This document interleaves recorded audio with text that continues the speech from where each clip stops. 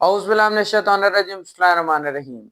Dear students, I hope you are all well about your health and iman. I am Professor Dr. Mirza Muhammad Akmal Nadeem, your computer teacher. Dear students, cyber से इन्फोबाइट के platform से हम लोग जो है वो database management system को discuss कर रहे हैं, यानी कि इलेक्ट्रॉनिकली किस तरह हम डाटे को जो है वो मैनेज कर सकते हैं। यानी कि डाटा हमारे पास किसी भी किस्म का है, हमने अगर उसको रिकॉर्ड कीपिंग करनी है, उसकी यानी रिकॉर्ड रखना है उस डाटे का, तो हमने उसको किस तरह महफूज करना है इलेक्ट्रॉनिकली यानी कंप्यूटर के थ्रू, या फिर ऐसी कोई डिवाइस जो कि हमारी कंप्यूटराइज्ड होती है, जिसके अंदर हम लोग कोई भी सॉफ्टवेयर इस्तेमाल करके उस डाटे को महफूज कर सकते हैं और उस सॉफ्टवेयर को हम डाटाबेस का नाम देते हैं। जिस तरह पुराने दौर के अंदर फाइल मैनेजमेंट सिस्टम था, उसके अंदर डाटा जो है वो स्टोर होता था और उसके अंदर जो है वो डिफरेंट फाइल्स या फिर पेजेस का इस्तेमाल किया जाता था। फिर उन पेजेस को जो है वो फाइल फोल्डर्स के अंदर जो है वो मर्ज करके रख दिया जाता था एंड देन वो थोड़ा सा इनसिक्योर था। अब ये जो हम डाटाबेस इस्तेमाल कर रहे हैं ये हमारा इलेक्ट्रॉनिकली और बहुत सिक्योर भी है। आज हमारा जो टॉपिक है इसके अंदर वो बेसिकली है data integrity and it's type. Data integrity क्या होती है और उसकी इकसाम क्या होती है और ये कैसे वर्क करती है। तो आज का टॉपिक स्टार्ट करने से पहले बेटा मैं आप लोगों से कहूंगा चैनल को सब्सक्राइब कर लें और बेल आइकन पे क्लिक कर लें ताकि आने वाली वीडियोस आप तक पहुंचते रहें। जी बेटा, data integrity means the reliability and accuracy of data. Reliability मतलब काबिल एतमाद, एतमाद की काबिल ऐसा कि बिल्कुल ठीक, एंड एक्यूरेसी मीन एक्यूरेट यानी दुरुस्त। यानी इंटेग्रिटी का मतलब है कि डाटे का बिल्कुल जैसे हमने इंटर करना वैसे का वैसा ही हो और इसके बाद बिल्कुल एक्यूरेट हो, यानी कि उसके अंदर किसी तरह की भी कोई भी तब्दीली ना हो, बिल्कुल साफ और वाज़ेह डाटा इंटर करना, that is called the integrity of data. यानी डाटे का बिल्कुल वैसी शक्ल में रह जाना जैसी शक्ल में हमने उसको इंटर किया था या फिर हम जैसे आउटपुट चाहते थे। It is related to quality of data. Data की क्वालिटी, जैसे मैंने पहले कहा कि जैसा हमने डाटा एंटर किया वैसे हमें हासिल हो, तो डाटा की क्वालिटी का मतलब कि डाटा जो हमारे पास है वो क्वालिटी के लिहाज से बेस्ट हो, उसके अंदर किसी किस्म की कोई कमी ना हो और अगर कमी है तो उसको ठीक किया जा सके। ठीक है बेटा। So it is maintained with the help of integrity constant. इसके अंदर मुख्तलिफ किस्म के कॉन्स्टेंट्स यानी कि रूल्स एंड रेगुलेशंस का सहारा लिया जाता है, जिनके थ्रू जो है वो डाटा सेट बनाए जाते हैं, डाटे को अरेंज किया जाता है, डाटे को मैनेज किया जाता है। यानी उन रूल्स की बुनियाद पे, जस्ट लाइक हमने एक रूल बनाया हुआ है कि अगर आपने कॉलेज में या बैंक में एंटर होना है तो यहाँ पे गार्ड खड़ा है, उस गार्ड से आपने परमिशन लेके जाना है। और अगर आपने किसी क्लास का विजिट करना है तो सबसे पहले आपने क्या करना है, प्रिंसिपल से या फिर वहां का जो एडमिन स्टाफ है उससे परमिशन लेनी है, देन आप क्लास टीचर से परमिशन लेंगे, देन क्लास के अंदर आप जा सकेंगे। सेम इसी तरह डाटाबेस के अंदर भी डिफरेंट रूल्स एंड टेक्निक्स हैं जो इनको इलेबोरेट करते हैं इंटेग्रिटी को बेहतर बनाने के लिए। So these constraints are the rules. अब ये constraints की definition है। These constraints are the rules that are designed to keep data consistent and correct.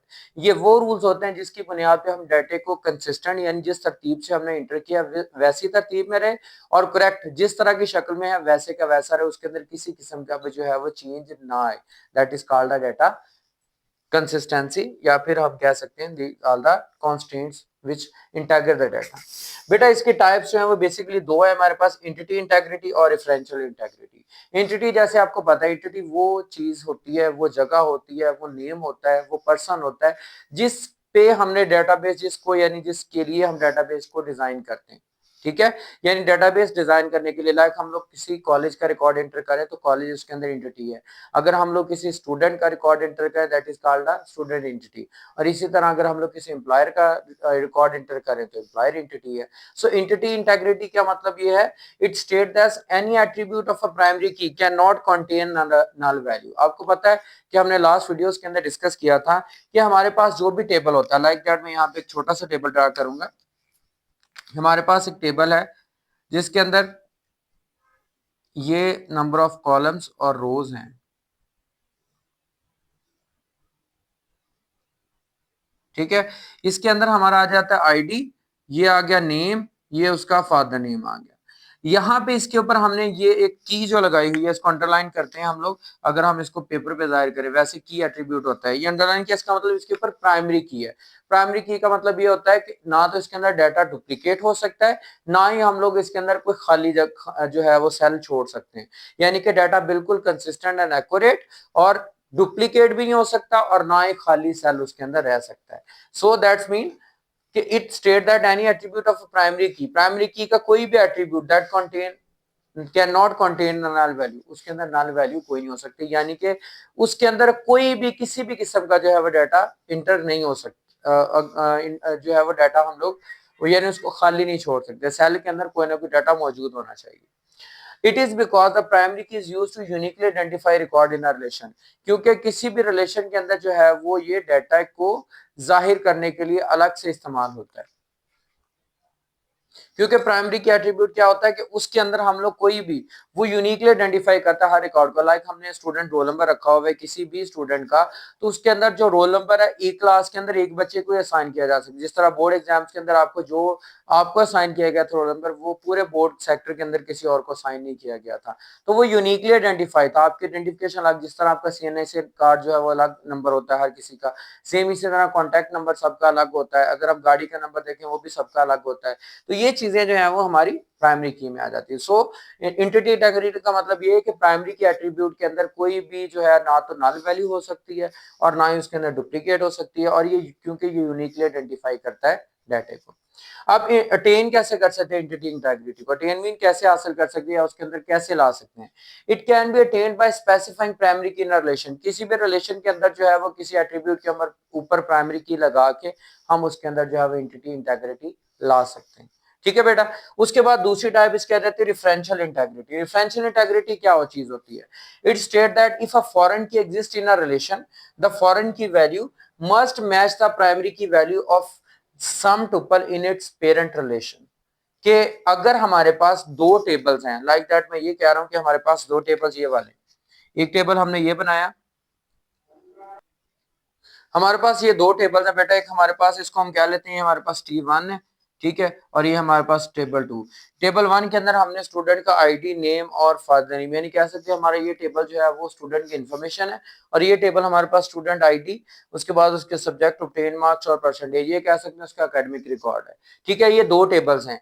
इन दो टेबल्स के अंदर क्या कहते हैं, it state that if a foreign key exist in a relation, इन इसके ऊपर भी हमने की लगाई हुई है और इसके ऊपर भी की लगाई, ये होगी हमारे पास प्राइमरी की, और ये हमारे पास क्या होगी, इसकी फॉरेन की होगी, यानी दूसरे दूसरे की, ये दोनों आपस में मैच होंगी तो हमारे पास रिलेशनशिप बनेगा, ये आप लोग ऑलरेडी जानते हैं। ठीक है, तो वो ये कहना चाह रहा है कि it state that foreign key exist in a relation, के उस रिलेशन के अंदर फॉरेन यानी वो सिंगल टेबल ना हो बल्कि उसके अंदर दो टेबल्स हों। The foreign key value must match the primary key value of the some tuple in its parent relation, यानी इन दो रिलेशन के दरमियान जिन पे प्राइमरी और फॉरेन की लगी वो दोनों सेम होने चाहिए। लाइक ये स्टूडेंट आईडी है तो ये भी स्टूडेंट आईडी, दोनों के दोनों प्राइमरी और फॉरेन की के जो एट्रीब्यूट्स हैं वो सेम होने चाहिए, उनमें थोड़ा सा भी डिफरेंट, हम ये कह रहे हैं यहाँ पे स्टूडेंट आईडी और यहाँ पे स्टूडेंट रोल नंबर लिख रहे हैं, ये नहीं हो सकता, बल्कि दे आर द सेम, ये भी स्टूडेंट आईडी वो भी स्टूडेंट आईडी, तो ये हम इसको कहेंगे रेफरेंशियल इंटीग्रिटी है। It preserve the defined relationship between the relationship when records are added और डिलीटेड, कि जब हम इसके अंदर कोई भी रिकॉर्ड इंटर करेंगे या डिलीट करेंगे तो ये उसके अंदर क्या करेगा, उसको प्रिजर्व करेगा, उसको महफूज रखेगा। कैसे महफूज रखेगा वो हम देखते हैं इसके अटेनेशन से। अचीविंग प्रेफरेंशियल इंटीग्रिटी कैसे हम अचीव कर सकते हैं, like that it can be achieved by creating the relationship between the relations, हमने दो टेबल्स के दरमियान रिलेशन बना लिया, इससे हमारी रेफरेंशियल इंटीग्रिटी अचीव हो जाएगी। क्यों? क्योंकि पहले एट्रीब्यूट के ऊपर हमारी प्राइमरी की लगी होगी, दूसरे एट्रीब्यूट के ऊपर हमारी क्या होगी, फॉरेन की लगी होगी, तो इसका मतलब है रेफरेंशियल इंटीग्रिटी इसके अंदर आ गई। So in a relationship one relation is called the parent and the other is called a child relation, like that ये वाला पेरेंट रिलेशन है और ये हमारे पास चाइल्ड रिलेशन है।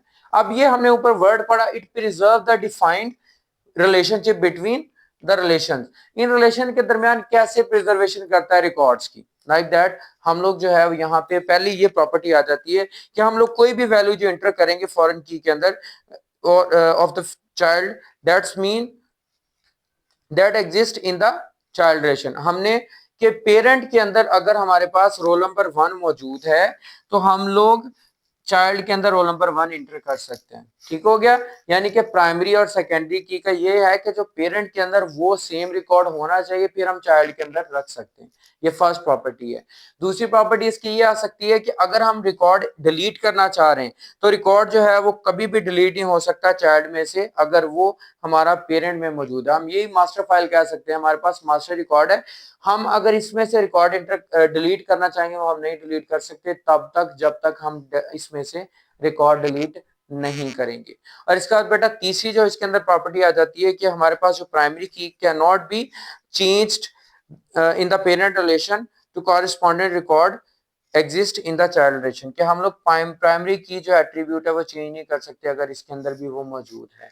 यानी कहने का मतलब ये है कि अगर हमने कुछ भी करना है रेफरेंशियल इंटेग्रिटी के अंदर, तो दोनों रिलेशन यानी दोनों टेबल्स को अगर हमने रिलेट किया हुआ है तो उनके अंदर एट अ टाइम हमें हर चीज डिलीट करनी पड़ेगी, एट अ टाइम हम उसके अंदर ऐड कर सकेंगे कोई चीज। अगर करनी है तो दोनों में करनी है, डिलीट करनी है या ऐड करनी है तो दोनों में एक साथ में होगी, एक सिंगल में नहीं हो सकती। इसको रेफरेंशियल इंटेग्रिटी कहेंगे।